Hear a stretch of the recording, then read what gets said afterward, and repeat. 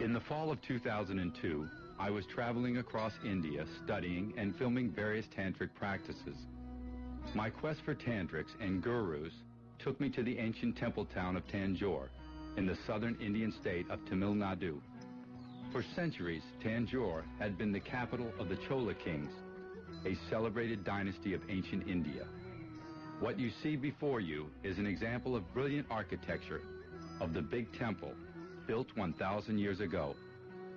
It is recognized by the United Nations as a World Heritage Monument. Today, Tanjore still remains a hub for artists, sculptors, musicians, yogis, and scholars. Before I reached Tanjore, I'd traveled some 348 kilometers from the metropolis of Madras, where little did I know what was in store for me. Something rather astonishing and beyond my beliefs. More than I'd ever expected. Once there, I met this unusual man who has spent more than 1,000 days in sacrificial fire. Meet Rambao Swami, simple and unassuming, 63 years of age, 5 feet 3 inches tall, weighing a mere 43 kilos, 94 pounds. Yet this man demonstrates qualities that seem to defy the very laws of medicine, physics, even nature.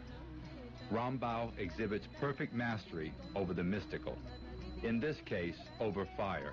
Here he will repeatedly offer himself to the sacrificial flames lying amidst a blaze and return unhurt every time. And unlike a number of firewalkers, sorcerers, and magicians, past and present, he is not about performance or ego, or a display of powers for commercial gain. One can quickly notice that Rambao leads a simple life, with days consisting of prayers, reading and researching ancient texts, offering advice and constantly thinking of his guru and his favorite god, Ganesha. For Rambao, the fire ceremony is his prayer for global peace.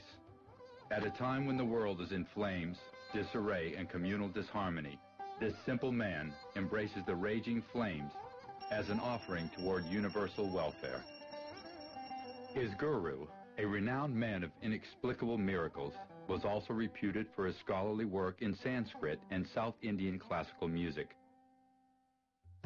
The Swami lived to be 99 years old before passing on his legacy to the young Rambao. Distanced from worldly chains and the trappings of contemporary society, Rambao spends his life in prayer to his gods and guru, dedicating his existence in pursuit of knowledge and spiritualism. He began his study under his master's guidance in 1961. Rambao remains consistent and cooperative, allowing himself to be patiently observed. When we first met, he asked me to analyze him critically as a scientist would. I found this to be a rare request from a guru. In this, I instantly understood that this guru is uniquely open, flexible, and down to earth. Rambao is always eager to explore newer frontiers. He began his career as a researcher at a world-class research library at Tanjore. A Sanskrit scholar, he is also one of only a few who can translate from Modi, a secret encoded language of the Maratha kings. Observing one of his daily routines caught my instant attention. Since 1977, he consumes only 2 bananas and a mere glass of milk twice a day. How does he do it? There is no medical explanation. By scientific parameters and all known medical standards, he should be malnourished, dehydrated, and starved. Yet the proof is otherwise. He is healthy and agile after 26 years of near starvation.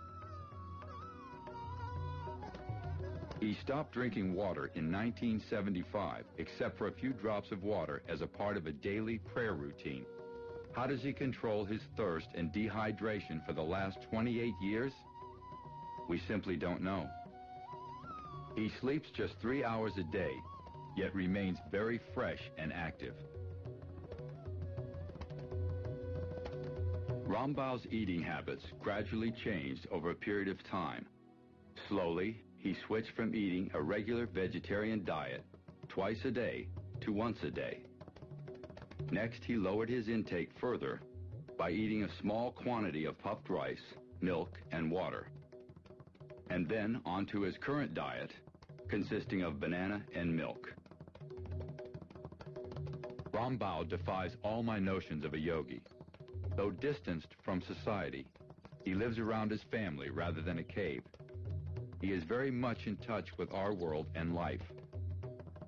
He is always open-minded, absent of eccentricities, willing to answer all my questions, even willing to undergo a barrage of tests. He also provides guidance for the royals, rich and poor, always warm and affectionate to family and others. Rambao truly transcends the barriers of religion, as his prayers and rituals are for universal welfare. A few years ago, when he performed the fire ritual in Malaysia, people of different religions came to get his blessings. I asked him why he deprives himself and frequently risks personal harm. He states that his goals are to prosper others, improve global welfare, and support universal well-being. Rambao feels happy when hundreds of people benefit from the rituals. He desires nothing for himself and expects nothing from others. The ritual begins with the purification bath. From now on, Rambao will not speak or eat his daily frugal meal and communicates by sign language. He commences his pre-ritual prayer after changing into fresh cotton attire.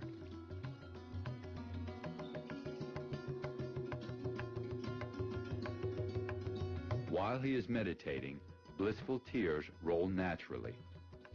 Rambao is an advanced practitioner of pranayama, a yogic breathing technique which allows tapping of hidden cosmic energy called kundalini.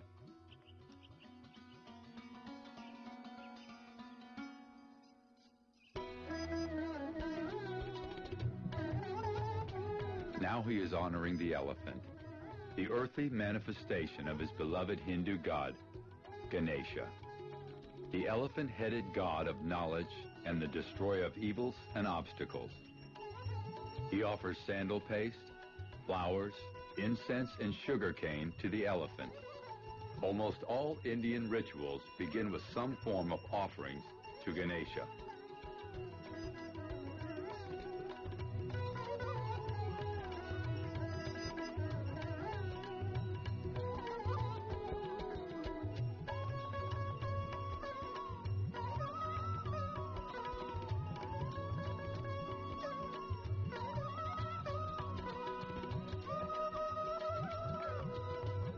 Now, he ends the rite by prostrating in front of the elephant. Next, he honors the sacred cow with similar offerings, symbolically the giver of prosperity and health to the world according to scriptures.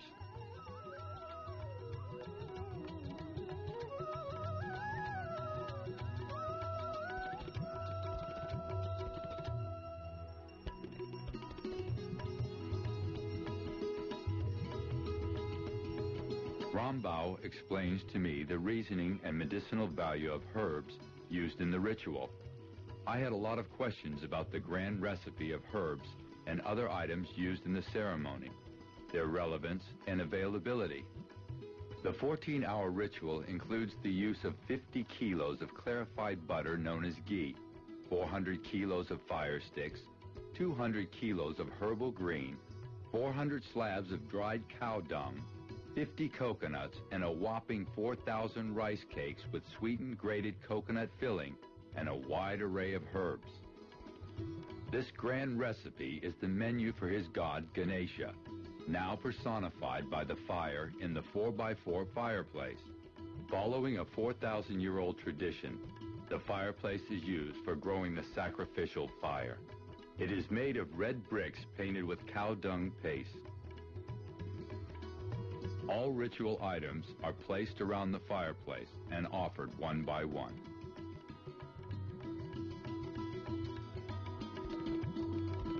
The ritual begins with the initiation. Ram Bao is invoking his guru, the ultimate and constant guiding force. The ceremonial lamp is lit, and Ram Bao begins his meditation and simultaneously starts offering items, one by one. He appears to be silent, externally showing hand gestures that are indeed yogic postures, called mudras. He told me later on that he was internally chanting a 32-syllable secret mantra, repeating it approximately 10,000 times during the ceremony. Ram Bao has been chanting this mantra for the last 45 years. Calculations show that he must have chanted this mantra close to a staggering 10 million times. That too, at a conservative estimate of 600 chants per day. Ram Bao offers the first piece of camphor to the fireplace. He performs a series of offerings in a prescribed manner.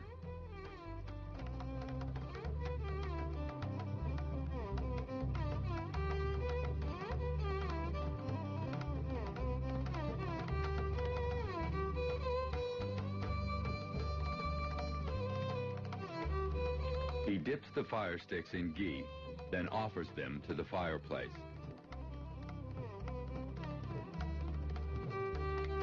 Soon, various items are offered one by one.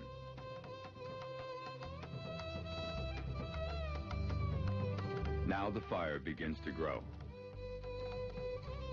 Ram Bao now wraps himself with a woolen cloth covering his chest. He tells me the woolen cloth keeps his upper body warmer. For him, it appears the warmer the better. By repeating his secret mantra, Ram Bao explained that he was increasing his body temperature and was using wool to retain his body heat.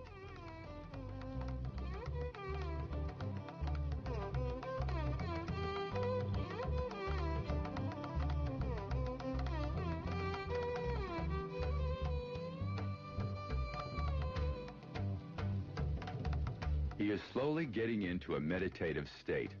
I can see the transition in him. If only somehow we could read his mind, would we ask, what is he thinking?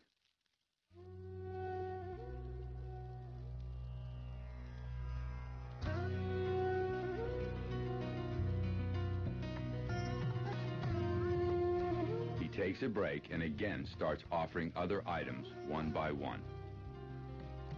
Even though his hands are covered with highly flammable ghee, he repeatedly puts them into the fire. I wonder how he can withstand such exposure without getting burnt and blistered.